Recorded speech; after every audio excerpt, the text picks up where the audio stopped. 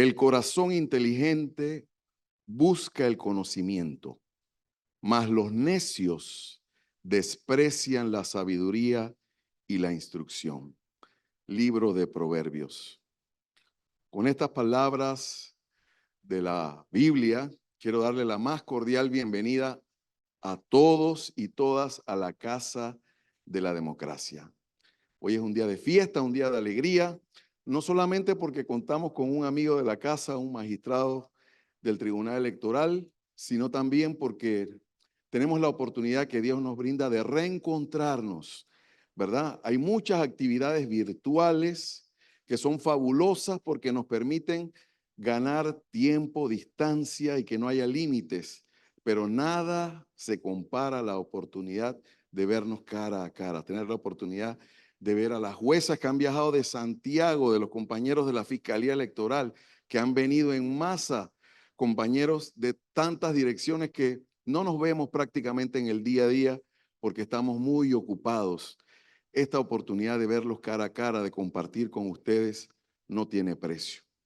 Cuando era niño, y no ha pasado mucho tiempo de eso, recuerdo escuchar cuando mis abuelos veían televisión y yo tenía 3, 4 años, una propaganda.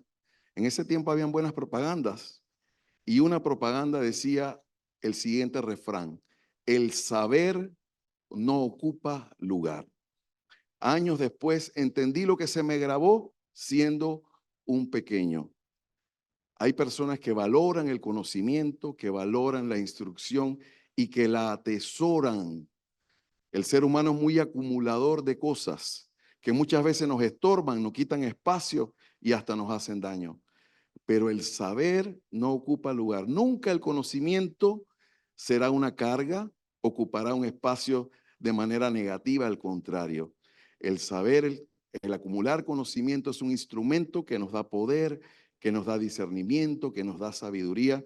Y por eso les agradezco a ustedes que hayan decidido voluntariamente venir a llenar este lugar, porque aman el conocimiento, tienen sed de la sabiduría y pudiendo hacer muchas cosas hoy, todos están muy ocupados, han decidido participar de este evento académico. Quiero darle también la más cordial bienvenida a los que nos siguen a través del canal de YouTube del Tribunal Electoral, del Instituto de Estudios Democráticos y también a través del Zoom. La tecnología nos permite que los compañeros del interior también puedan verse beneficiados de estas actividades académicas. No me quiero alargar porque el tiempo es oro y ustedes no vinieron a verme a mí, vinieron a ver al doctor Heriberto. Yo estoy aquí como Juan el Bautista, solamente preparando el camino para el que viene detrás, ¿verdad? Que es el magistrado. La hoja de vida del magistrado es extensa, todos la conocen, pero muchos de los que estamos aquí tuvimos la experiencia de compartir con él durante sus 10 años como magistrado del Tribunal Electoral. En lo particular, tuve la dicha de compartir mucho porque él y sus colegas nos dieron la oportunidad de participar en la creación del Centro de Estudios Democráticos y en los primeros años dedicamos muchas horas, el magistrado y yo y nuestro equipo, para levantar el Centro de Estudios Democráticos, que hoy es un instituto de estudios democráticos y que sigue dando grandes frutos. Al final voy a hablarles un poquito de 2 propuestas académicas que tenemos para ofrecerles a todos ustedes, pero ahora no quiero dilatarlos más para darles la oportunidad que puedan escuchar al doctor Heriberto Araúz, ex magistrado del Tribunal Electoral, que nos va a hablar de un interesante tema: el acto administrativo y su control jurídico. Bienvenidos a todos, bienvenido magistrado. El público es suyo. Gracias.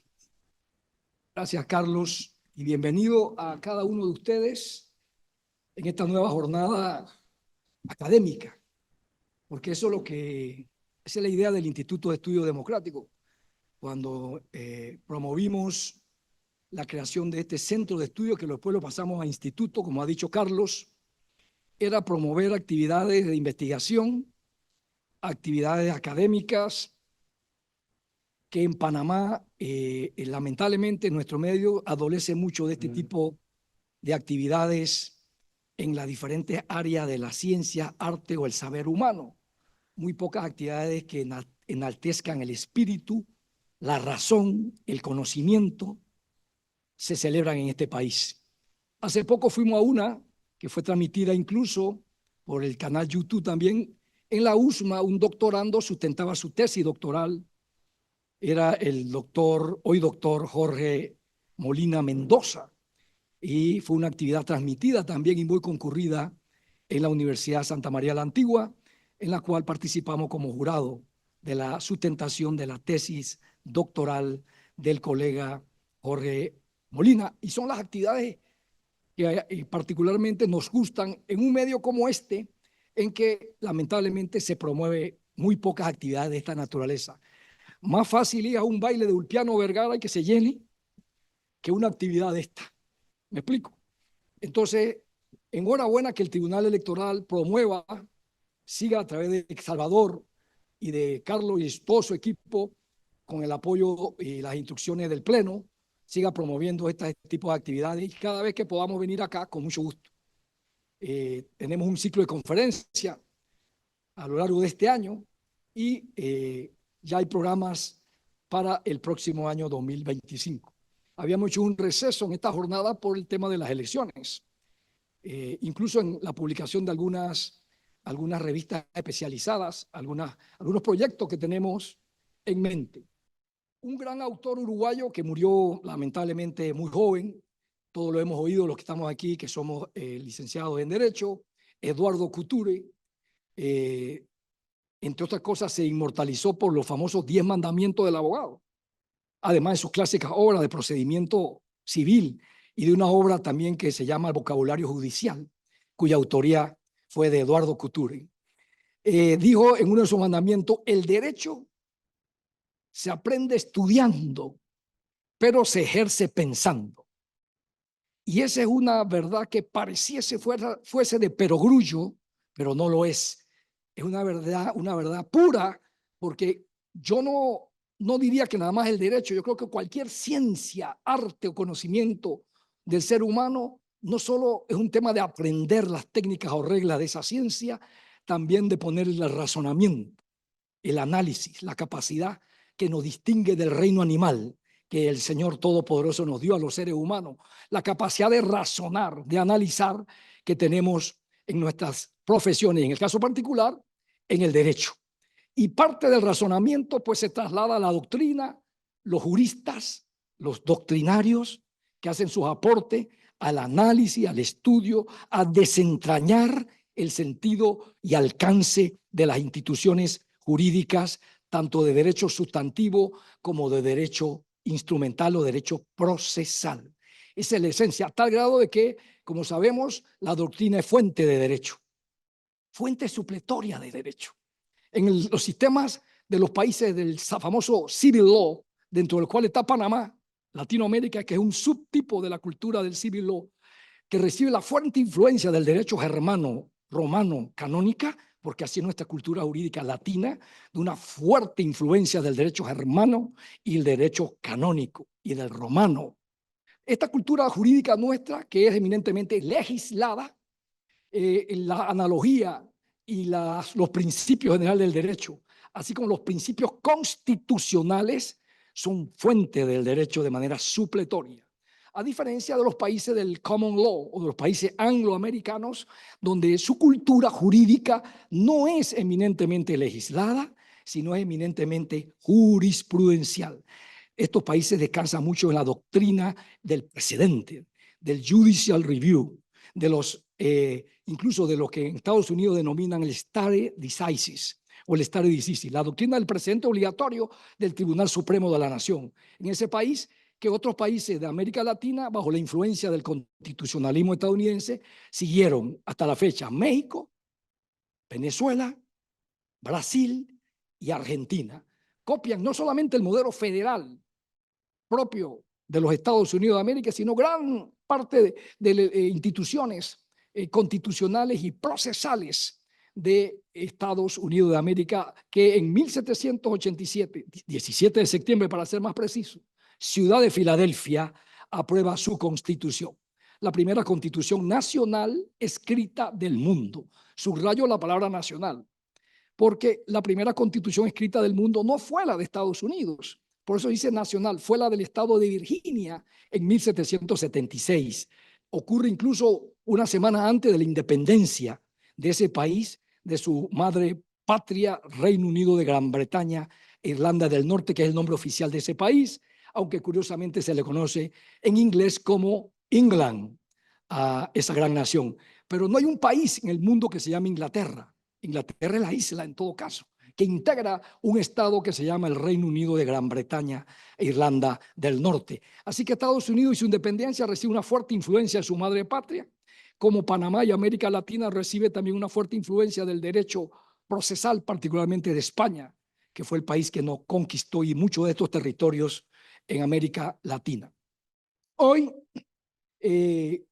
con el acuerdo que llegamos, el consentimiento del Instituto de Estudio Democrático, decidimos conversar sobre el acto administrativo y su control jurídico, o al revés, el control jurídico del acto administrativo, que podemos dividir en dos: el control jurídico, o lo que la doctrina colombiana administrativista denomina la reclamación administrativa, comúnmente denominada también la vía gubernativa, y el control jurídico independiente o el control jurisdiccional o judicial del acto administrativo. En otras palabras, del autocontrol de la legalidad, por un lado, y del control por otro lado. Mecanismos de defensa del principio madre que inspira todo el derecho público, el principio de legalidad. Para hablar de esto voy a remontarme muy brevemente, porque sería una conferencia exclusivamente dedicada a ese tema. No nos daría el tiempo, aunque a mí me encantaría, porque si me dan la guitarra puedo quedarme aquí toda la tarde hablando, aún saltándome de mi hora de comida, muy sagrada para mí. Pero haré breve referencia a lo que hay detrás del control jurídico de un acto administrativo, e incluso iría más allá del control jurídico o el control judicial de actos del Estado.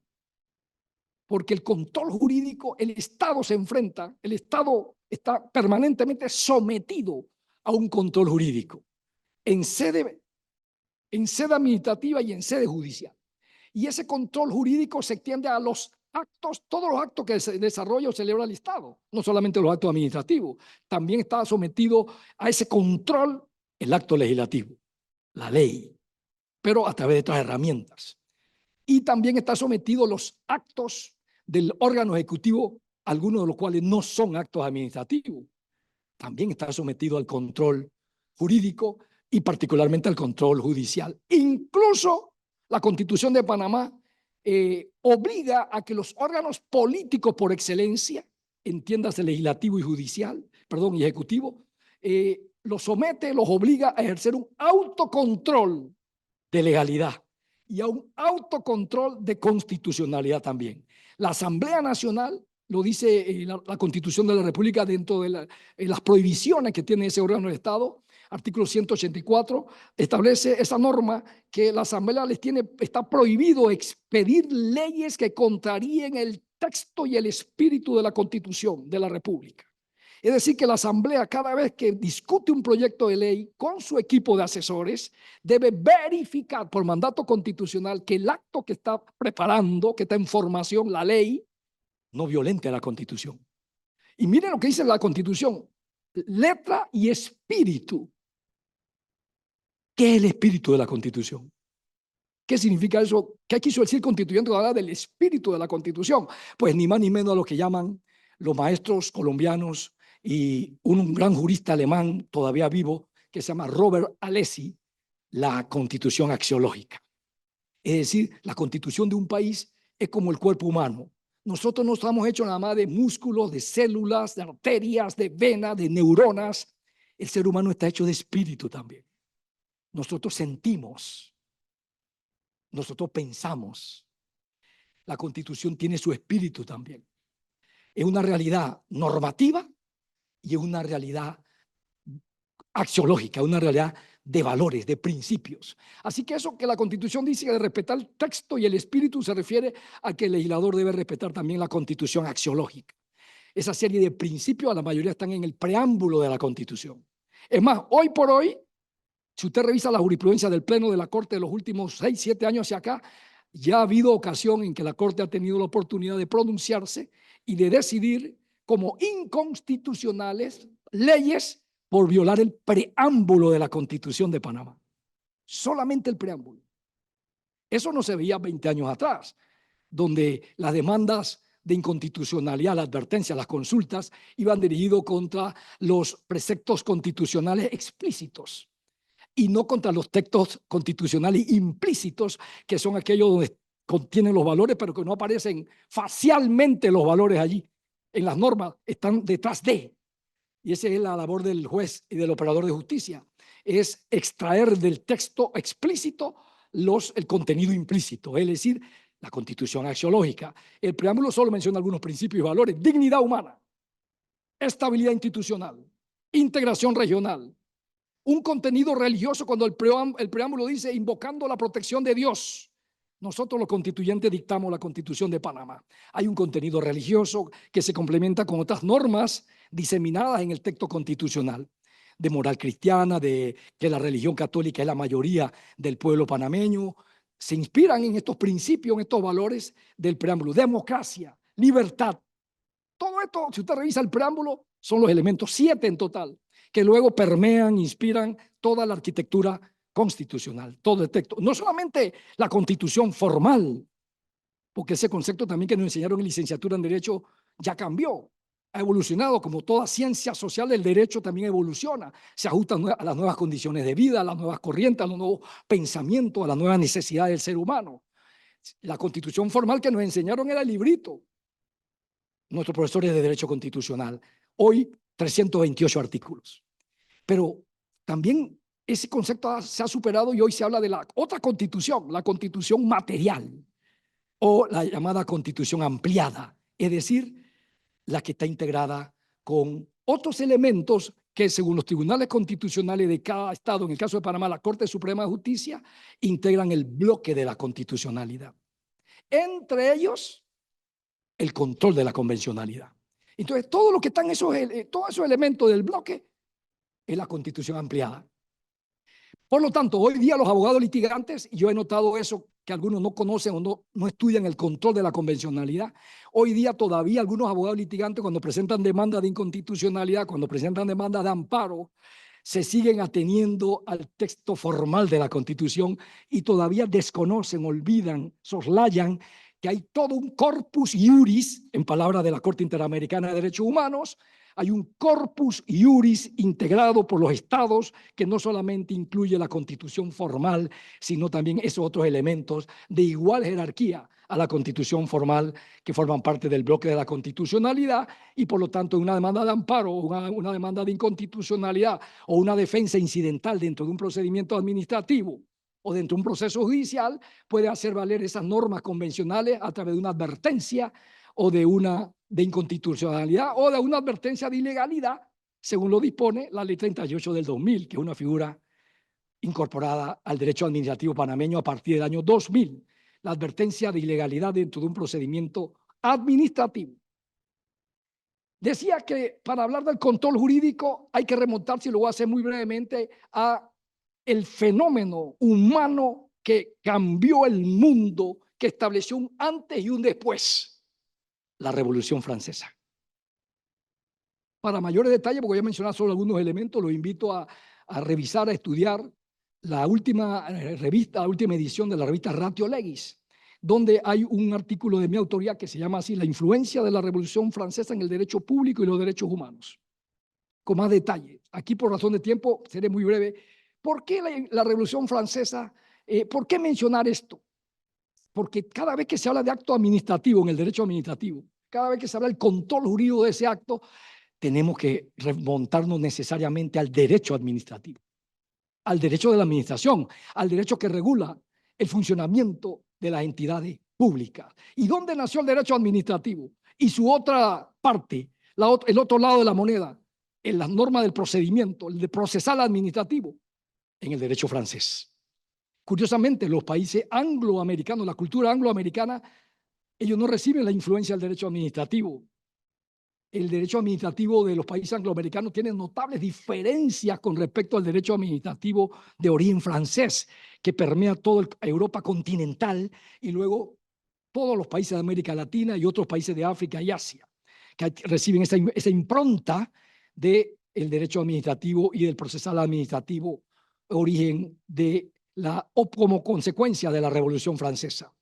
La Revolución Francesa, más allá de lo que podamos pensar o de lo que creemos pensar algunos, no ocurre un 14 de julio de 1789. No se da y muere allí, ni siquiera un 26 de agosto de ese mismo año. En el 14 de julio de 1789 se da la famosa toma de la Bastilla, que era una armería y una fortaleza, era el símbolo de la monarquía, del poder, del absolutismo monárquico, y que el pueblo en masa revelado se tira a la calle. Y pues se toma la Bastilla, 14 de julio, 1789. Pero es que ese fenómeno, esa revolución duró aproximadamente 10 años. Si usted le pregunta a un estudiante de Derecho, ¿cuándo fue la Revolución Francesa? Lo más seguro que le diga, bueno, eso fue en 1789. Pues no es cierto. Esa revolución empezó en 1789 y se prolongó hasta 1799. Casi 10 años.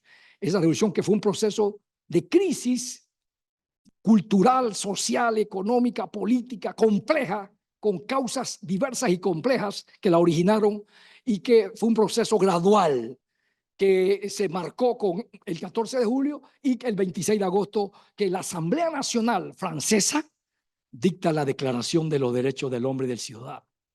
Una declaración preciosa, de un gran contenido humano. En esa declaración, si usted la revisa, e invito a que la analicen, consúltenle al doctor Google esta noche entre las 12 de la noche y 6 de la mañana, en vez de estar roncando a pierna suelta, pues, y al tener celular ahí para chatear, pues puede muy bien estudiarse la Declaración Francesa. Y ahí usted se dará cuenta que el contenido de esa carta de trascendental importancia para la humanidad. Ahí se recoge la presunción de inocencia. Ahí se recoge el principio conocido en latín como el nulla pena previa sine lege. No hay delito, no hay sanción sin que una ley previa lo establezca. Allí se establece la separación de poderes. Allí se reconoce las libertades del ciudadano, el derecho a la igualdad de libertad, el derecho de propiedad privada. Ahí se reconoce el Estado de Derecho y sobre todo el principio de legalidad. Toda una serie, un catálogo de principios y valores, además de derecho, consagra esa declaración, que sirvió de instrumento posterior para inspirar ordenamientos constitucionales que se dieron en el siglo XIX, entre ellos la famosa Constitución de Cádiz de 1812, una constitución de 434 artículos, inusual para esa época, que el mundo vivía el constitucionalismo principista, es decir, el constitucionalismo básico. Estados Unidos, la constitución la habían aprobado hace poco tiempo, 1787, no entró en vigencia de una vez. Tomó tiempo, 2 años, para que los diferentes estados ratificaran esa constitución. Así que la constitución entró en 1789. Y tampoco de manera total, porque después hubo necesidad de una enmienda, la famosa 10 primeras enmiendas, Bill of Rights, 1791. Es un proceso gradual el constitucionalismo de Estados Unidos, perfeccionado después entre el periodo de esos años con la Declaración Francesa de 1789 y luego enriquecido en un texto constitucional como fue la Constitución de Cádiz de 1812, que se conoce como el primer instrumento constitucional de en el caso de Panamá, de nuestra era como colonia en ese entonces. 1812, esta constitución se mantenía vigente para cuando Panamá se independiza de España, y luego esa constitución de 1800 tuvo una vida bastante accidentada. Fue abolida, fue restituida, 2 y 3 veces fue abolida y fue restituida otra vez, hasta que en 1831 finalmente muere la famosa Constitución de Cádiz. Es una ciudad portuaria muy bonita, tuve la oportunidad de visitarla, de ver el edificio donde funcionó esa asamblea, los 2 panameños que fueron enviados por el gobierno de Panamá en ese entonces, la colonia, para participar en la elaboración de esa Constitución de Cádiz y comernos allá en ese rico puerto, ciudad portuaria, unos churros con una tacita de café, de chocolate bien rica. porque dicen que los churros de Cádiz, España, son uno de los mejores del mundo. Y fui allá y bueno, siento decirle que no es así. Mejor están los churros de Manolo aquí en Argentina. Pero yo fui allá porque varios españoles me dijeron, estos son los mejores churros del mundo. Digo, bueno, vamos para Cádiz, pues. Y cuando lo probé, digo, nada que ver. Me quedo, hubiera sabido esto, me quedo en Manolo, en mi Argentina. Ya. Que tienen hasta de manjar. Esa revolución francesa es se puede decir, el momento, el movimiento humano que da inicio a lo que conocemos como el Estado de Derecho. Porque a partir de esa revolución y de esa declaración que mencioné, es que es un vuelco, un giro de timón brusco del absolutismo monárquico que implicaba una serie de desigualdades, de miseria, de avasallamiento de la monarquía hacia los gobernados. Francia, hay que entender esto en el contexto histórico, Francia, antes de 1789, el Estado estaba dividido en 3 sectores y ellos le llamaban a cada sector un Estado. Estaba el Estado, primer Estado, el clero, el poder de la iglesia, por encima de todo. Segundo Estado, así llamaban, segundo Estado, la nobleza. Y tercer Estado lo integraba la burguesía, el llamado Estado llano. En la burguesía estaba integrada por campesinos, artesanos, obreros, intelectuales, comerciantes. Pero este último estado en Francia era el que estaba sometido a una serie de medidas tributarias, de discriminación por parte de los 2 primeros estados. Del estado, primer estado, el clero, y el segundo estado, la nobleza o la monarquía, etc. Entonces, esta revolución se da como consecuencia del hastío del tercer estado, o el estado llano. Se rebelan con un sector del segundo estado, la nobleza, y bajo la influencia del liberalismo y de un movimiento cultural e intelectual que se llamó la Ilustración. Y la Ilustración estaba inspirada, influenciada, adivinen, por el pensamiento de ¿quiénes? Voltaire, Montesquieu y el señor Rousseau.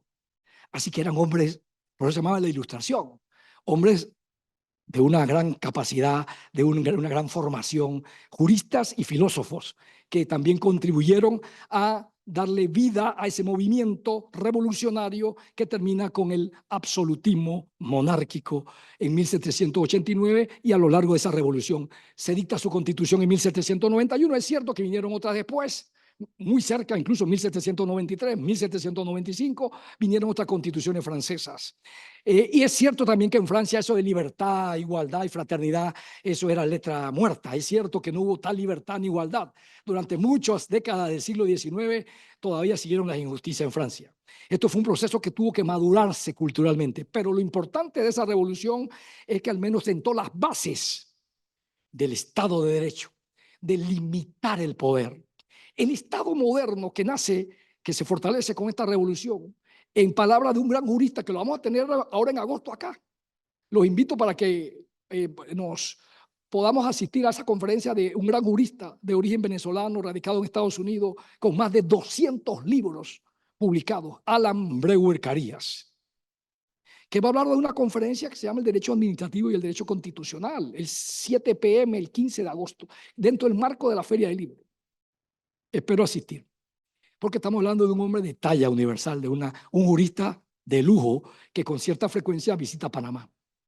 Alan Brewer Carías, en una obra que se llama Los mecanismos de defensa de los derechos humanos, publicada por el Instituto Interamericano de Derechos Humanos con sede en San José de Costa Rica, señala que las características del Estado de Derecho que surge como consecuencia de estas revoluciones demoliberales de finales del siglo XVIII, inicio del XIX, son 4.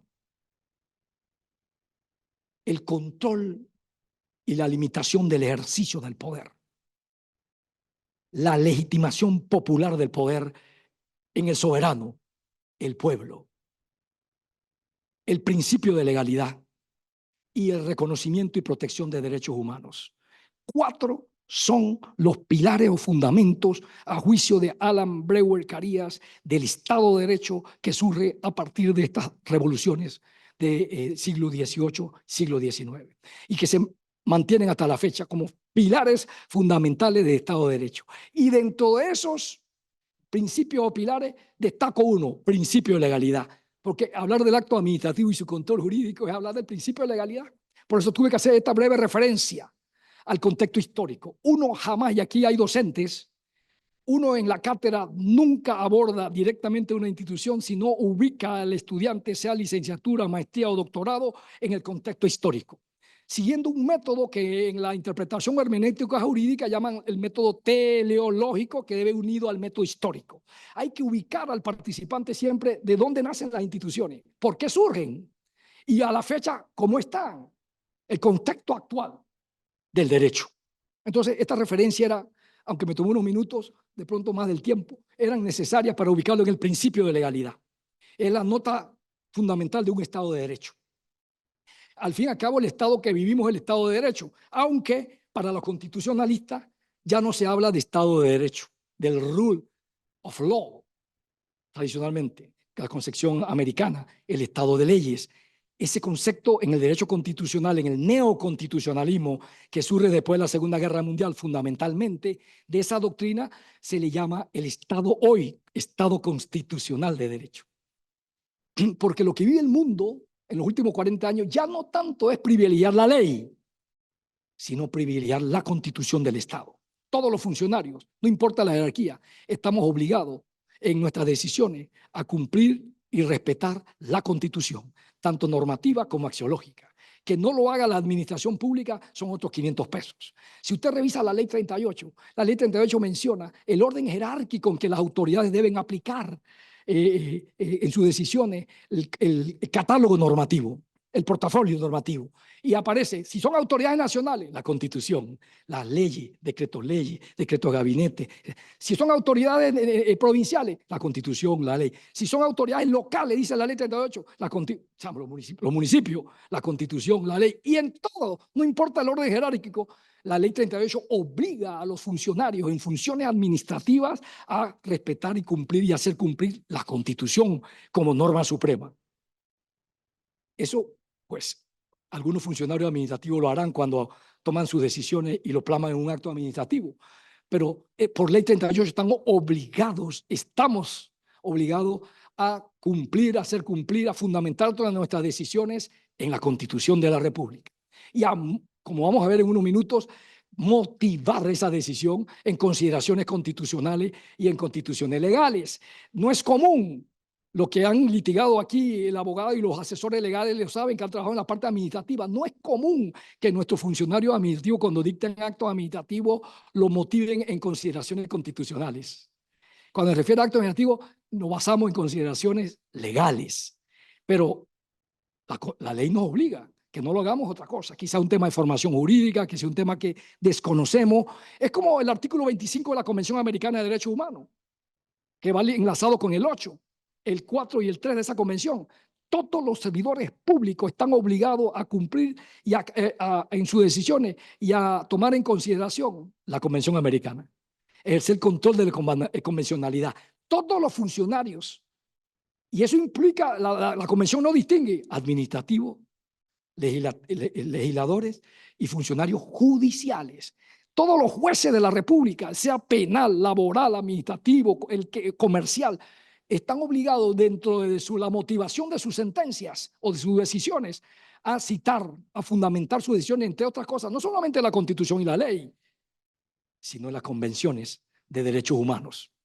Porque no se puede desligar el tema de los derechos humanos del poder que tiene el Estado al momento de dictar leyes o normas, no solamente leyes, normas, porque el mundo normativo no solamente son leyes, también son decretos, resueltos, acuerdos.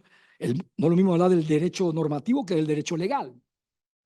La ley es la principal fuente, por supuesto, del mundo normativo de un Estado, pero no es la única. Incluso en materia constitucional, la jurisprudencia tiene un valor normativo.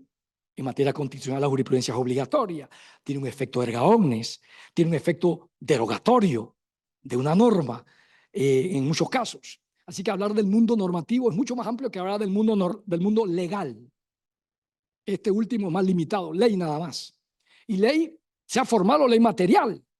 ¿Cuál es la ley material? Porque la ley formal es la ley que emana de la Asamblea. Los 3 debates en 3 días distintos, que va para la sanción del presidente, hay un procedimiento de formación de la ley. Pero esa es la ley formal. ¿Y la ley material? ¿Cuál es la ley material? Que tiene el mismo valor que la ley formal. Los decretos leyes. Recordemos que la Constitución establece que el Ejecutivo tiene facultades legislativas durante el periodo de receso de la Asamblea entre una legislatura y otra. En ese periodo de receso, la Asamblea, con una ley, puede aprobar facultades legislativas al órgano ejecutivo, entiéndase el presidente y el Consejo de Gabinete, los ministros. Y esa misma Constitución dice que una vez que termine ese periodo de receso, esos decretos, leyes, el Ejecutivo está obligado a enviárselo a la Asamblea para que ésta decida si lo subroga, si lo deroga, si, en fin, lo modifica. Eso en la mayoría de las veces no ocurre, porque hoy tenemos una gran cantidad de decretos, leyes, o sea, leyes formales que regulan nuestro sistema jurídico. Esas son leyes formales. Entonces, el principio de legalidad que inspira todo el derecho público, todas las ramas del derecho público, significa que el servidor solo puede hacer, el servidor público, lo que la ley le ordena. El servidor público está atado. ¿Y qué es lo que hay detrás del principio de legalidad? Otro principio sagrado en el Estado de Derecho: seguridad jurídica. Es poner las reglas claras de los administrados y del Estado con respecto a ello. Porque si ese principio, herencia al sistema francés de esta revolución, del Estado demoliberal, no existiera, esto sería un caos. Cada funcionario en cada institución tendría un librito. Y cada funcionario diría, bueno, usted tiene 2 días para reconsiderar o 3 días para apelar, y allá en otro juzgado diría, acá tiene 5 para apelar. Eso no podría ser, sería un caos. Por eso que el principio es tan sólido que el día que ese principio de legalidad desaparezca en una sociedad, hasta ahí llegó el Estado de Derecho. Ese Estado pasaría a ser de un Estado de Derecho a un Estado anárquico, prácticamente dictatorial, como ya tenemos en algunos países. Por eso que hago un paréntesis, por eso que no es lo mismo el derecho y la justicia, que equivocadamente nos enseñan en la carrera de leyes, que el fin del derecho es que se haga justicia y que el papel de los jueces es que se administre justicia y que se imparta justicia. La justicia no tiene nada que ver con el derecho. Y tampoco el derecho tiene nada que ver con la justicia ni con el proceso judicial. Si fuese así, que hubiera una relación justicia-derecho, ¿cómo se explica los estados donde hay derecho pero no hay justicia? ¿Cómo se explica los estados donde hay dictadura? Hay constitución. Vamos a ver el ejemplo de Venezuela, más reciente, que tiene ahora mismo en un hervidero la región. ¿Hay constitución en Venezuela? Sí. ¿Hay leyes? Sí. Pero no hay justicia. ¿O hay? Pregúntenle al pueblo si hay justicia en Venezuela y la mayoría le dirá que no. En Cuba, en los países donde hay dictadura, hay derecho. Hay derecho, por supuesto. Y hay justicia, entendiéndose por justicia un concepto, no tanto la concepción de Ulpiano, no el músico, sino el gran pensador romano, que le preguntaron una vez para usted qué es justicia, y Ulpiano dijo: dar a cada quien lo suyo, vivir honestamente, no hacer daño a nadie. Así definió Ulpiano lo que era para él justicia, porque al fin y al cabo ese concepto es muy subjetivo. Pero la justicia no tiene nada que ver con el derecho. Prueba de ello que uno de los mandamientos de Eduardo Couture también dijo: si encuentras que hay un conflicto entre el derecho y la justicia, decía Couture, escoge la justicia y aparta el derecho, con lo cual Couture estaba reconociendo que puede haber normas injustas. Pero claro, ese es solo un principio, porque ese principio no se le aplica a los jueces. Los jueces no pueden en sus decisiones o sus sentencias basarse en el principio de Couture y decir: esta norma me parece injusta, yo creo que mejor me escojo la justicia. Pobre hombre, mire la cara. Ese hombre se ve que es humilde, que es un hombre correcto. Y en cambio acá este demandante tiene cara de maleante. Lo más seguro que compró los testigos, lo más seguro que manipuló pruebas y usó su poder económico. Entonces yo le voy a dar la razón al pobre indio, al pobre humilde señora que está aquí, porque yo creo que la justicia está de su lado. Imagínense que una sentencia de un juez de la República se base en consideraciones de equidad y de justicia y aparte la ley, cuando por otro lado el código y las leyes procesales dicen que usted tiene que deberse a la ley. Ese juez o esa juez la van a querellar. De seguro que la van a querellar. porque la decisión tiene que estar basada en normas. Claro, las normas conforme al material o al caudal probatorio que consta en el expediente, porque los jueces y los operadores de justicia, así como los funcionarios que deciden conflictos en la sede administrativa, en el procedimiento administrativo, tienen que estar haciendo una tarea de lo que en la filosofía del derecho se llama subsunción. Es una labor intelectual, racional, donde se usa un juicio de razonabilidad basado en el llamado triple test. Triple test o triple prueba. Adecuación, necesidad, proporcionalidad. Son criterios que están obligados a cumplir jueces, magistrados y funcionarios administrativos cuando resuelven conflictos. En normas de juicio de razonabilidad, basado en esa teoría del triple test o de las tres pruebas, criterios que deben seguir, y también en un criterio que está cada día impactando más el mundo en la interpretación jurídica de funcionarios administrativos y jueces, que es el criterio de la ponderación. Es un principio que ha desarrollado muy bien la jurisprudencia constitucional del Tribunal Constitucional alemán, que ellos denominan la ponderación de múltiples factores jurídicamente relevantes. Pero que en palabras más resumidas, pues otras culturas jurídicas, otros países le llaman principio de ponderación. Ellos le llaman la ponderación de múltiples factores jurídicamente relevantes, porque eso es lo que es al final cuando el juez tiene que tomar decisión. Toma en cuenta distintos factores y distintos métodos, si fuese el caso, de interpretación o de hermenéutica jurídica. Así que el principio de legalidad inspira y permea todo el acto administrativo. Pero, ¿qué es un acto administrativo? La ley 38 lo define, recogiendo la opinión de la doctrina. Trataré de citarlo. No porque tenga un teleprompter aquí, sino porque gracias a Dios Él me ha dado una buena memoria.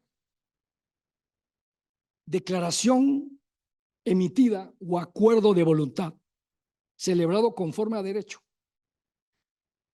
por un servidor público o una autoridad en ejercicio de funciones administrativas del Estado para crear, extinguir, modificar una relación jurídica que queda regida por el derecho administrativo. Artículo 201, numeral 1, ley 38 del 2000, define el acto administrativo. O sea que ya el funcionario que ejerce funciones administrativas no tiene que hacer malabarismo para saber qué es el acto administrativo, sino que ya la ley panameña le da todo un glosario, una serie de conceptos de cómo entender las palabras que utiliza la ley. El despertador, alguien lo puso por ahí, lo activó de pronto. Para el sábado o el domingo se activó. Entonces, una declaración emitida o acuerdo de voluntad. Claro que esa definición que da la ley panameña del acto administrativo es muy limitada, muy básica, porque esa definición que da la ley panameña se refiere al acto administrativo unilateral y al acto administrativo bilateral. Pero cuando uno estudia la teoría del acto administrativo, hay como 30 criterios para clasificar acto administrativo, una serie de actos administrativos. Claro, los más usualmente utilizados por el Estado, el acto administrativo unilateral es el que predomina, y el acto administrativo bilateral. Si dice acuerdo de voluntad y es un acto bilateral, ¿a qué nos estamos refiriendo concretamente en la administración pública? A la contratación pública. La contratación no es más que un acto administrativo bilateral, donde hay dos o más voluntades que intervienen para celebrar un contrato. Y eso puede ocurrir en cualquier esfera, en la privada también, por supuesto. Donde hay acuerdo de voluntades, hay un contrato. Por eso que en la esfera civil, en la esfera de familia, los abogados consideran que el matrimonio es un contrato. Tiene que haber acuerdo de voluntad. Para la iglesia, bajo la concepción religiosa, el matrimonio no es visto con la misma concepción normativa que lo ven los jueces y formados en el derecho, que acá es un contrato. Y como un contrato se puede disolver. Para la iglesia, la mayoría, no solamente la católica, la mayoría de la iglesia, el matrimonio es una unión de amor entre un hombre y una mujer para procrear. Por eso que la iglesia, casi todas, prohíben el aborto en primer lugar y no están de acuerdo con el matrimonio de parejas del mismo sexo, porque en ese tipo de matrimonio no hay procreación. Entonces hay una concepción religiosa detrás de la institución llamada matrimonio. Incluso la iglesia, ahora sí voy a hablar de nuestra iglesia, incluso la iglesia católica, el Vaticano, el Papa, los dogmas de la iglesia han dicho que están en contra incluso que las parejas casadas usen métodos anticonceptivos. Esa es la posición de la Iglesia Católica. Y lo han definido, el difunto padre Juan Pablo II en alguna de sus encíclicas dijo que acudir a actos anticonceptivos en una pareja de matrimonio es acudir a una mutua masturbación. Así lo definió la Iglesia. ¿Por qué? Porque bajo la concepción religiosa el matrimonio es una unión de amor para procrear, para reproducirse, no para hacer deporte en la cama. Es para crear como Dios nos creó a nosotros. Entonces son concepciones religiosas, de concepciones moralistas, de moral. Para la concepción legal, eso es otra cosa. Hay una lectura distinta del matrimonio, pero es un contrato. Se requiere consentimiento, el acuerdo, como dice la ley 38 cuando refiere al acto administrativo, un acuerdo de voluntad. Si no hay acuerdo de voluntad, o si el acuerdo de voluntad está viciado, ¿cuáles son los vicios del consentimiento? Dolo, error, amenaza, fuerza o violencia. Si hay vicio del consentimiento, ese acto matrimonial es nulo y pudiera interponerse la demanda de nulidad de matrimonio. El Código de la Familia regula eso. Una joven que fue forzada a casarse o amenazada en contra de su voluntad o producto de una violación carnal y la obligan a casarse y su consentimiento se ve viciado, entonces hay causales de nulidad del matrimonio. Porque el acuerdo de voluntad tiene que ser libre, espontáneo, sin coacción, sin amenaza, de nada, de nada. Entonces, esa es la definición que da la ley. El acto administrativo, sobre todo, hace énfasis en el acto administrativo unilateral, oficios, resoluciones, y el acto administrativo bilateral, sin perjuicio de los otros tipos de actos que dicta el Estado, como el acto condición, por ejemplo, que también se estudia, incluso la Corte en Panamá ha tenido la oportunidad, esa es la tercera, de referirse ya en varias ocasiones al acto condición. Pero el acto condición no solamente se da en la esfera administrativa, en la esfera laboral, en la esfera civil, en todas las esferas existe el acto condición, definido como, por se llama condición, para que se dé este efecto tiene que ocurrir esto. Mientras esto no ocurra, el efecto no se va a dar. Entonces eso lo llama la doctrina el acto condición, que ocurre en las diferentes ramas del derecho. Bien, ahora, el Estado actúa, pregunto, solo sobre actos o con base en actos administrativos. El mecanismo normal de la actuación del Estado en la esfera administrativa solo opera con actos administrativos. La respuesta es no. Hay otro mecanismo que estudia la doctrina y que regula la constitución de muchos de nuestros estados y la ley, que establecen el tema de otros mecanismos de actuación del Estado. Regulan eso. El acto administrativo es el principal mecanismo de manifestación del Estado, pero existen otros. Hechos administrativos, vías de hecho, operaciones administrativas y omisiones administrativas.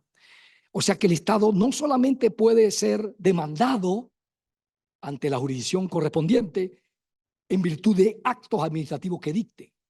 También esta conferencia se limita exclusivamente a analizar los controles, el control jurídico en sus dos facetas del acto administrativo, pero ese control jurídico también opera con respecto a otro mecanismo de actuación del Estado, la llamada vía de hecho, es decir, actuaciones arbitrarias de un funcionario que causen daño a terceros, porque ya cuando hay demanda contra el Estado, la palabra clave aquí es el daño. El daño ha sido una de las doctrinas que más ha estudiado la teoría del daño de la cultura nuestra jurídica latinoamericana, es la de los hermanos colombianos, que es un país con una fuerte influencia del derecho administrativo francés. Y hay una cantidad importante de tratados sobre la teoría del daño en sus tres elementos fundamentales o características: lucro cesante, daño emergente y daño moral. En sus tres principales manifestaciones hay toda una cantidad de obras que estudian la teoría del daño en la doctrina española, colombiana, mexicana, argentina, que son los países donde hay mayor desarrollo jurídico en nuestra Iberoamérica, o Hispanoamérica, de América hispanoparlante. Entonces, una vía de hecho es una actuación arbitraria, ahí no hay acto. Una operación administrativa es la mezcla de un acto administrativo con la ejecución arbitraria del acto. Es decir, lo que se ataca es la actuación arbitraria de ese acto. Una omisión administrativa es el Estado incumple normas o reglamentos y su incumplimiento causa daño a terceros. Omisión. Un hecho administrativo es un acto que ocurre, es un acto, no un hecho, la palabra lo dice, un suceso sin voluntad de los funcionarios, sin voluntad o discreción del Estado, pero que causa un daño a tercero, la caída de un puente, en 1982, no crean que estaba vivo, es lo que dice la historia. En 1982, en Panamá, en el puente sobre el río Chiriquí se desplomó. Iba pasando en ese momento un camión de verduras y el puente colapsa y se va el camión y el puente ambos hacia el río. Afortunadamente el señor no murió, pero quedó con heridas graves y el conductor, el pasajero. El gobierno de ese entonces, estaba en un régimen dictatorial, indemnizó al señor, le cubrió todos sus gastos médicos, le dio una pensión prácticamente porque se le imposibilitó trabajar por X cantidad. Bueno, eso es un hecho administrativo. Un accidente. El helicóptero SAN 100 que se desplomó aquí en Caledonia. ¿En qué año? Por allá por el 2007, 2008. Y ese accidente, donde murieron todos los tripulantes, excepto el copiloto. Todos los demás murieron, incluso yo, el jefe de los carabineros, el jefe de la policía de Chile, su esposa y otros oficiales iban con su esposa. Todos murieron. Y se desploma en Caledonia, en un almacén, varios almacenes que había ahí. Eso es un hecho administrativo. El Estado tiene que responder. Ahí no hay acto, pero es un hecho. Esos son mecanismos que obligan al Estado. Ahora, estos mecanismos como la vía de hecho, las operaciones, las omisiones y los hechos administrativos, como no hay acto, se atacan, se demandan ante, en el caso de Panamá, la Sala Tercera, mediante una demanda que se llama reparación directa o demanda de indemnización. Ese es el mecanismo idóneo para eso, porque no hay acto. Pero cuando hay acto administrativo, entonces el procedimiento es otro. Y el procedimiento es el que regula la Ley 38 del 2000, a través de la llamada vía gubernativa. ¿Cómo se ejerce el control jurídico de los actos administrativos? Primero en sede administrativa, la llamada reclamación administrativa. La propia entidad o el llamado autocontrol de legalidad. La propia entidad se le da la oportunidad de revisar su actuación a través de los recursos. Se dicta el acto administrativo, termina el procedimiento administrativo y luego puede iniciarse la segunda etapa, la vía gubernativa. O, como le llaman los colombianos, en su derecho, la reclamación administrativa. Porque eso es lo que hace uno ante la administración, reclamarle. Oiga, señor, usted se equivocó. Me parece que esta resolución no está debidamente fundada o motivada, o las consideraciones en que usted se basa no están alejadas de la ley. Entonces, reconsidero.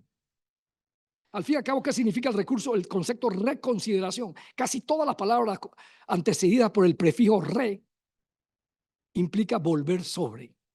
Reconsiderar, considere de nuevo, analice de nuevo. Redistribuir, distribuya de nuevo. Revisar, vea de nuevo. Tú le dices al estudiante, le dice al profesor, revise el examen, por favor. Me parece que hay una equivocación en su valoración, profesor, revise. Revisar, ese revisar es vea de nuevo. Ese prefijo. Entonces, reconsiderar es considere de nuevo.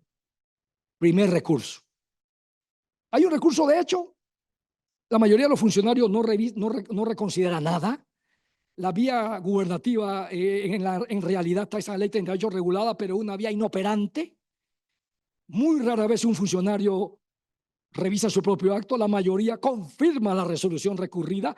Yo, siendo legislador, yo eliminaría de la faz de la tierra el recurso de reconsideración, abreviaría la vía gubernativa, establecería nada más el recurso de apelación, que es de alzada, para que el superior lo revise y me voy después, si al contencioso. Incluso los españoles en la ley contenciosa del año 2000, del 98, perdón, fueron más allá.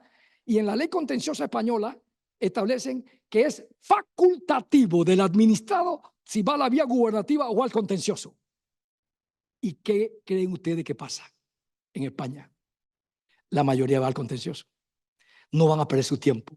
Y en el caso del afectado, su plata, porque tiene que pagar al abogado los honorarios por ejercer o presentar los recursos en la vía gubernativa. Entonces, aquí pasó con la ley 23 del 2001, en procedimiento civil, cuando se modificó el Código Judicial en ese entonces. En muchos aspectos fue una reforma muy profunda que en ese entonces se dio en el libro segundo, y también se modificaron normas del procedimiento penal en ese entonces. Con la ley 23 del 2001 se estableció en Panamá la llamada casación per saltum, que pocos abogados ejercen. La casación per saltum abrevia la vía recursiva en sede judicial. Si las partes se ponen de acuerdo, lo que está diciendo él, le presentan al juez el escrito, vamos a obviar la apelación. Porque se llama casación per saltum. Es saltando la apelación para ir directo a la casación. abrevian, eliminan la vía recursiva judicial con la casación per saltum. Bueno, algo así deberíamos traer para el sistema administrativo.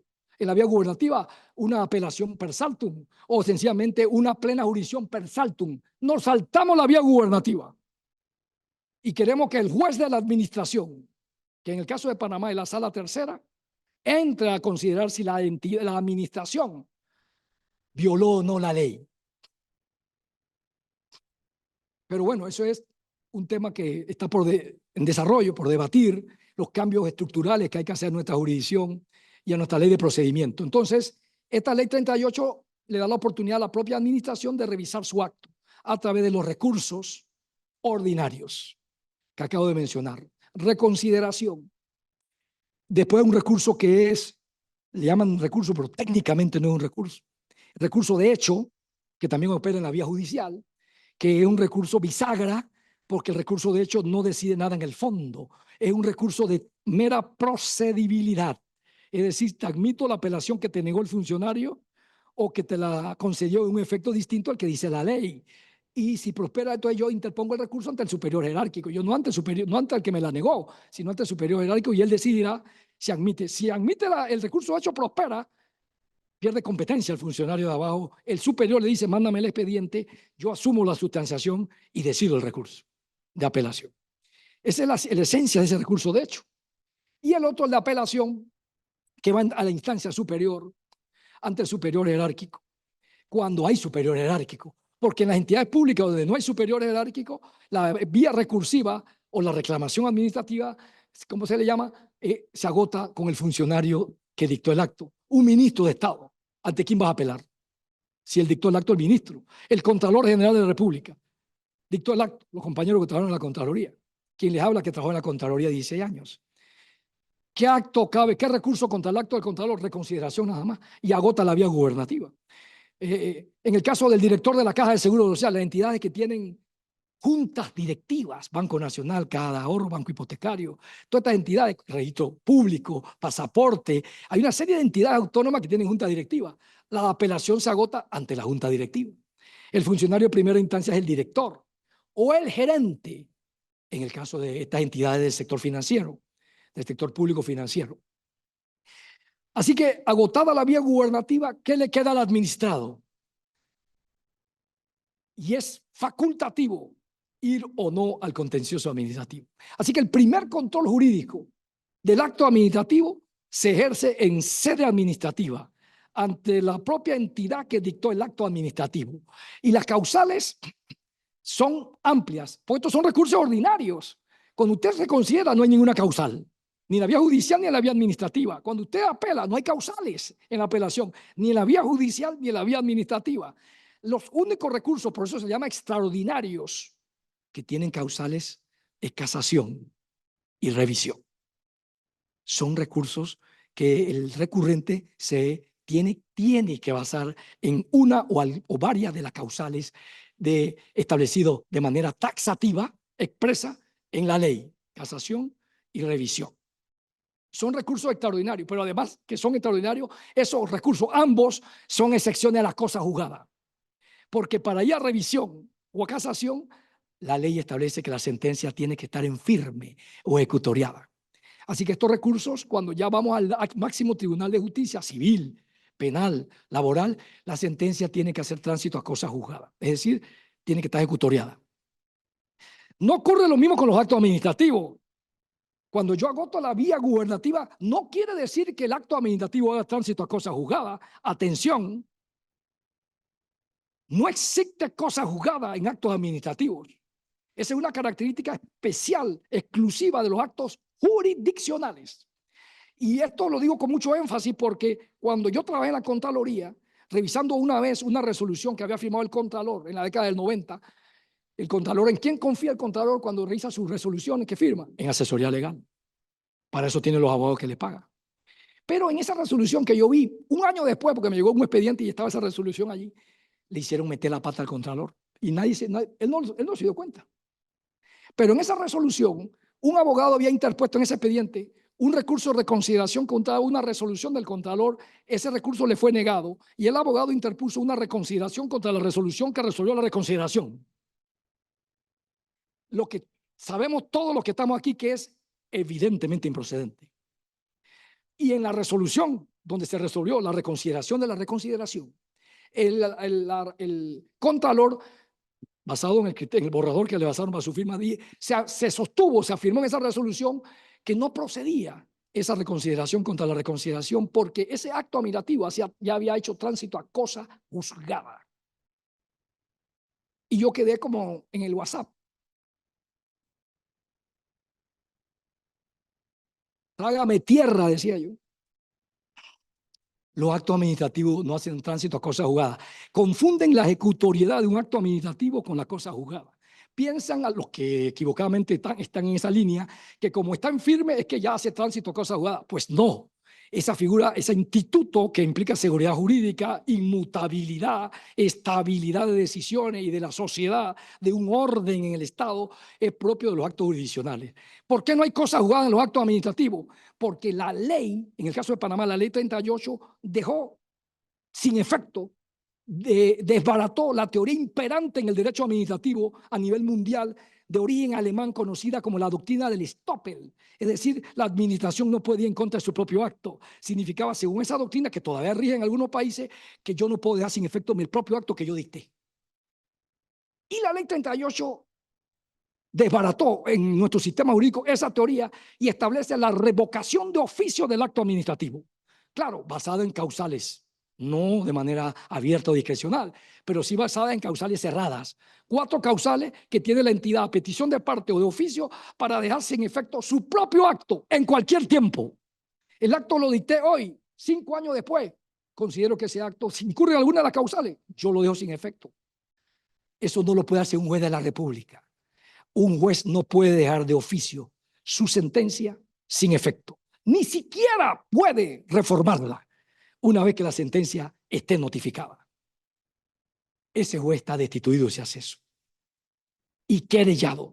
Lo único que puede hacer el juez es, en cualquier tiempo, a petición de parte o de oficio, es aclarar la sentencia en la parte resolutiva.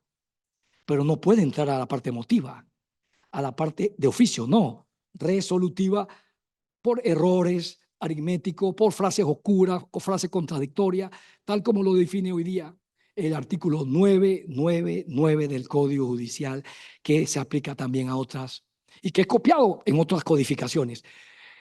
Es que, ¿por qué no se permite que los jueces reformen o dejen sin efecto su propia decisión?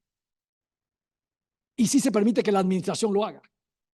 ¿Cuál será la razón de que?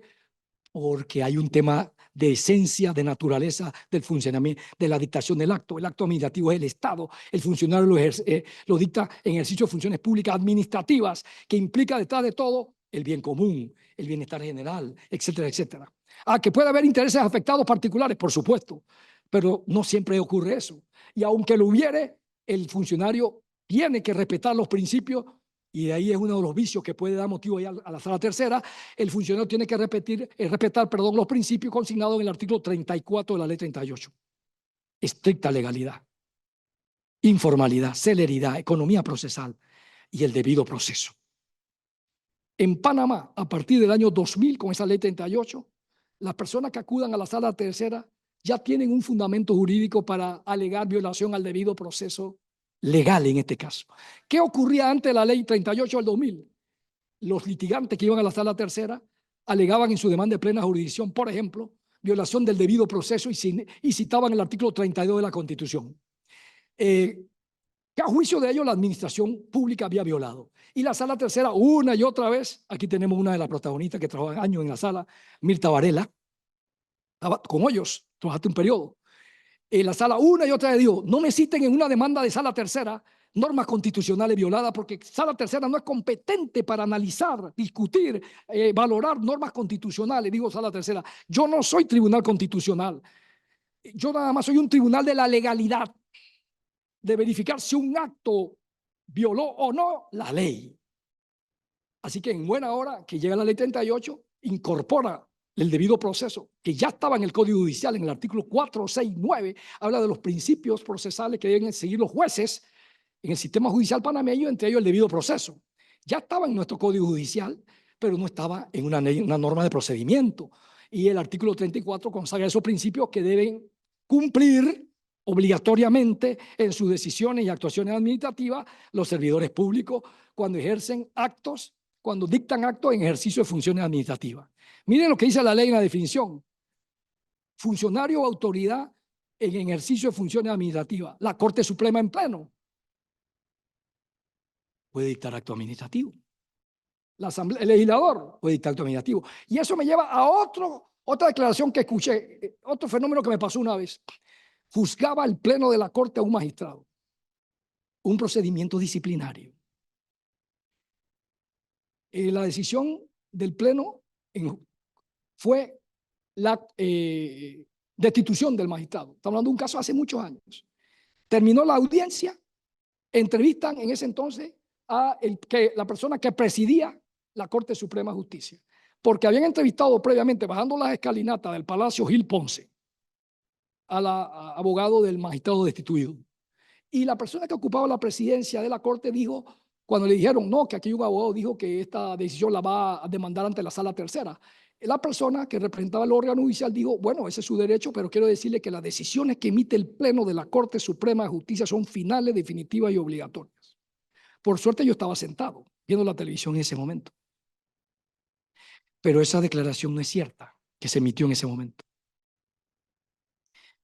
Se dijo una verdad a medias, porque eso que se dijo es cierto con respecto a actos jurisdiccionales, pero esta decisión no era un acto jurisdiccional, era un acto administrativo que había dictado el Pleno como superior jerárquico en funciones disciplinarias. Por lo tanto, era válido lo que dijo el abogado, la defensa del destituido magistrado, de que ese acto lo iban a demandar ante la Sala Tercera. Y en efecto se demandó.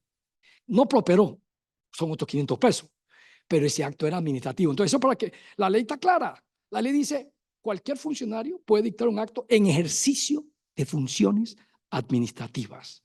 Y hay funcionarios que, por ejemplo, los legisladores, la Asamblea, ¿cuál es el típico acto que dicta? Acto legislativo. Y en algunos casos, actos constitucionales cuando se trata de reformar la Constitución. Y en algunos otros casos, actos judiciales cuando se constituye en tribunal. Juzga al presidente de la República y a los magistrados de la Corte. Pero también dicta actos administrativos. Todo el régimen de contratación pública, todo el régimen laboral del servidor público que trabaja en la Asamblea, todo es acto administrativo. El Tribunal Electoral, la Constitución dice, contra las decisiones electorales del tribunal solo cabe la demanda de inconstitucionalidad. ¿Qué significa eso? Que las decisiones que no son electorales son demandables, están sujetas al control jurídico, primero en sede, aquí, ante nuestras propias autoridades, y luego agotada los recursos de la vía gubernativa o reclamación administrativa, pues le queda al administrado acudir al control autónomo, independiente, al control de la legalidad que ejerce un tribunal, el control jurisdiccional, que en el caso de Panamá es la Sala Tercera, hoy por hoy, y que en otros países como Colombia, el Consejo de Estado, y cada país tiene su modelo muy particular de ejercer el control judicial o jurisdiccional del acto administrativo. Así que cuando hablamos de esto, esta figura del control jurídico del acto administrativo, estamos retomando, porque creo que ya está en el tiempo ya, retomando lo que dije al inicio de mi intervención. El Estado se encarga de salvaguardar el principio, uno de los principios medulares de un Estado de Derecho, el principio de legalidad. Lo que se hace a través de ese control jurídico, autocontrol o el control jurisdiccional, es frenar el abuso del poder en manos de servidores públicos, que no se desvíen, que no violenten la ley, que no violenten el ordenamiento jurídico. Esa es la esencia del control jurídico del acto administrativo, herencia del sistema francés. Uno de ellos con pilares, un Estado de Derecho, un Estado que reconoce derechos humanos, el debido proceso, que uno de los derechos que más se alegan violados en cualquiera de las salas de la Corte o en cualquiera de los recursos ordinarios o extraordinarios, es un derecho, no es una garantía, es un derecho que ha sido definido de su naturaleza jurídica como un derecho jus cogens. Los derechos jus cogens son derechos universales inmutables, intransferibles, inalienables. Esos son los derechos de naturaleza jus cogens. El debido proceso se ha definido como otro derecho de desarrollo español en el artículo 24 de su Constitución. La tutela judicial efectiva ha sido definida por la Corte Europea de Derechos Humanos como un derecho humano, la tutela judicial efectiva, que en algunas otras doctrinas le llaman la tutela judicial jurisdiccional. Pero debe ser efectiva. ¿Qué significa eso de efectiva? Que realmente se respeten los derechos del justiciable y se respeten tanto consagrados en la Constitución como en tratados o convenios de derechos humanos. Entonces, esto del control de los actos jurídicos es, en el fondo, descansa en el principio de legalidad. En sus dos versiones, el autocontrol de legalidad, que ejerce la propia administración, y basado en la ley 38, que es la regla general, salvo que hay una ley especial, porque la misma ley 38 dice, todo el que va a litigar una institución, lo primero que tendría que preguntar un abogado cuando llega a una entidad pública es, ¿cuál ley de procedimiento ustedes tienen aquí? Porque yo he vivido en carne propia que llegan abogados muy entusiasmados aplicando la ley 38 y le tenemos que decir, un momento, es que nosotros tenemos una ley especial. Y en la misma ley 38 dice que lo que prevalece es la ley especial y que si hay vacío en esa ley especial, entonces la entidad acude a llenar la laguna o el vacío con la ley 38. Y si hubiere laguna o vacío en la ley 38, como el derecho no puede quedarse en silencio frente a la resolución de conflictos, entonces se acude al Código Judicial, libro segundo, dice la ley 38. Y si en el Código Judicial, libro segundo, no hubiera normas aplicables a un caso, el funcionario administrativo tiene que acudir a los principios generales del derecho, principios constitucionales. Citando a Kelsen, el derecho es completable. No puede haber un problema humano, no puede haber un problema jurídico, lo más complejo sin solución. Eso es lo que quiso decir Kelsen en su momento, uno de los padres del llamado positivismo jurídico. El derecho es completable. Todo problema humano, todo problema en la sociedad tiene una solución jurídica en el proceso judicial o en el procedimiento. Tanto así que el Código Civil, artículo 1, y varios de esos artículos que siguen, que se aplican a diferentes jurisdicciones, señala de manera clara que el funcionario o el juez no puede dejar de fallar sobre pretexto de oscuridad, insuficiencia o inexistencia de una norma. El funcionario que decide un caso, y eso se aplica a la esfera administrativa, no puede dejar de fallar alegando que no hay norma, que es insuficiente, que es oscura, que no existe, no puede. Y eso el Estado, a tal grado que el Estado lo llevó a la vía penal de negación de justicia. Está tipificado como un delito. Porque el deber de los funcionarios es resolver el conflicto con las herramientas directas e indirectas que le da el sistema jurídico y el sistema judicial. Bien, creo que con estas consideraciones no me pusieron tiempo, pero que soy de la casa, pero ya me hubieran sacado por allá la tarjeta roja. He podido abarcar estas consideraciones muy generales sobre el control jurídico del acto administrativo, tomando en consideración que ese control jurídico no solamente, aquí es específicamente el acto, pero es que ese control jurídico también opera con respecto a los otros actos que emanan del Estado, llámese ley, llámese decreto ley, o incluso estos otros mecanismos de actuación que acabo de mencionar, que también se controlan en sede judicial, como son los hechos, las omisiones, la vía de hecho y las operaciones administrativas cuando se refiere a la actuación del Estado o la administración pública y se cause daño a terceros. Ahora, con mucho gusto, Carlos, nos abrimos al periodo de preguntas, de respuestas. Estamos aquí para escucharlos. Este es un debate interesante, un tema muy de actualidad, siempre lo es. Así que, en primer lugar, gracias al Instituto de Estudio y gracias a ustedes por esta participación.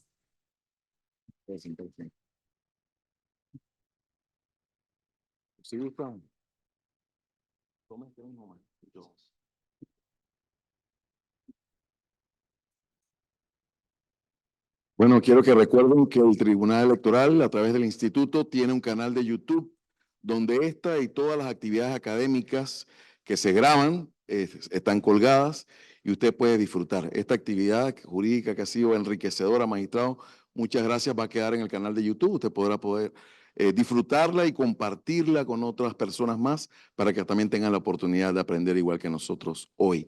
En los minutos que nos quedan, vamos a permitir que el público que está aquí, tenemos micrófonos, sí, en la parte de atrás.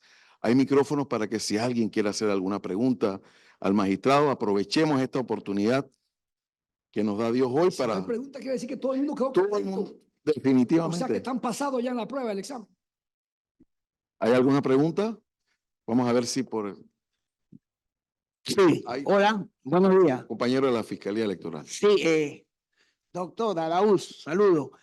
Una frase que escuchamos siempre que le recomendaban dentro de los actos de administración cuando alguien era afectado, le decían y que tienes que reconsiderar con apelación el subsidio. Me pareció que no escuchamos esa, se mantiene todavía por ahí, yo creo. Entonces a veces decían que no había apelación, la reconsideración era suficiente o bueno, siempre escuché esos enredos dentro de la administración, sobre todo casos de destituciones de servidores públicos. En efecto, antes que apareciese la ley 38, licenciado Alvarado, lo que había en Panamá era un arroz con mango, ¿cómo se dice? Chaumí, porque no había una ley que regulara de manera uniforme, coherente, sistemática la actuación administrativa del Estado. Y se acudía de manera, yo diría, empírica, pragmática, a esa figura que sí está regulada en otros países, que es la apelación in subsidio. Pero con la ley 38 no se concibe esa figura. Tú tienes que necesariamente agotar los recursos así, step by step, paso a paso. No puede ir en apelación si no ha reconsiderado. A menos que haya alguna ley especial que establezca la discrecionalidad de que omita el recurso de reconsideración, que en un momento hubo cuando era el tema tributario ante la DGSP, perdón, ante la Dirección General de Ingresos, y a raíz de la ley 22 de 2006 con su modificación, que crea el Tribunal Tributario, pues se eliminó esa discrecionalidad en materia tributaria que podía optar por reconsiderar o directo a apelación. A menos que haya una ley especial que omita la reconsideración en Panamá y siguiendo la ley 38, tiene que agotar los dos recursos, reconsideración y apelación, con excepción también, esa es la otra sección, de que sea, como dije en mi intervención, el funcionario de máxima jerarquía que dicte el acto, en la cual ya no cabe apelación, solo la reconsideración. Así que hoy día, según la ley 38, la vía gubernativa regulada en esa ley, no existe la apelación en subsidio. La persona tiene que reconsiderar, y algunos abogados cuando reconsideran y se la niegan ponen apelo en subsidio, pero ¿ya para qué? Tiene que apelar necesariamente. Tiene que necesariamente apelar para agotar la vía gubernativa. Porque ahí hay un tema. La jurisprudencia de la Corte ha dicho que para acceder a la jurisdicción contenciosa administrativa tiene que demostrarle el agotamiento de la vía. ¿Cómo se demuestra el agotamiento de la vía? Acompañando copia autenticada de la resolución que resolvió el recurso de apelación. No el recurso de reconsideración, sino es la apelación, con los sellos donde aparezca cuando te notificaste, que incluso ha habido casos de demanda que no han sido admitidas porque el abogado se le olvidó acompañar la copia de la página en el reverso. Donde está, ¿por qué ese detallito tan sencillo? Porque eso le permite al magistrado sustanciado determinar si está en tiempo de los 2 meses, que es el tiempo que tiene el administrado, le puede agotar la vía, 2 meses calendario para acudir al contencioso. Entonces tiene que acompañar la constancia de la notificación con la fecha de la notificación para efecto del el tiempo ese de 2 meses ya a la sala. Tercero. ¿Alguna otra pregunta? La magistrada Mirta, acá adelante.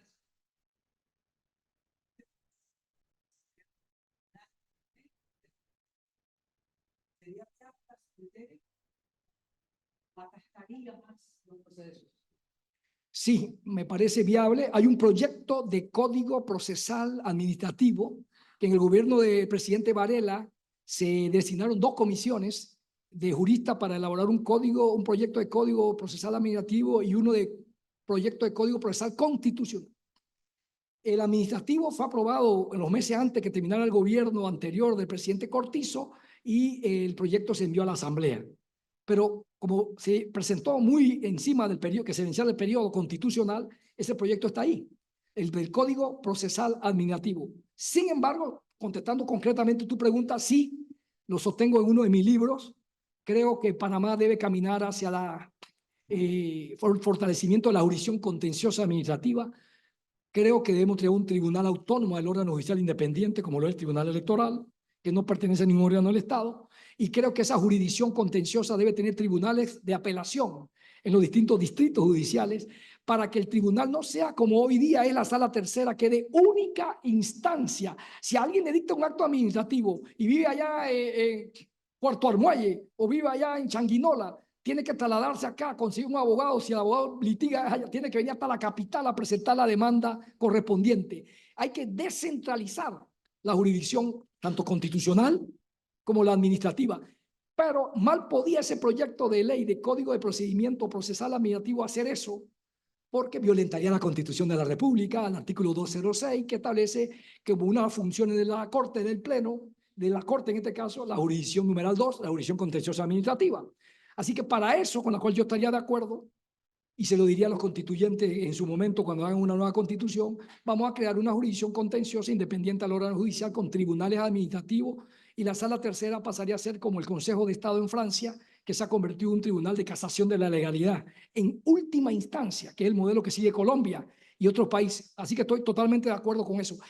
No se justifica que en pleno siglo XXI, del año 2024, tengamos un modelo que ya caducó, que ya expiró. La sala tercera hay que entender los contextos históricos. Se crea con las reformas constitucionales de 1956. Panamá tenía un tribunal contencioso que no pertenecía al órgano judicial.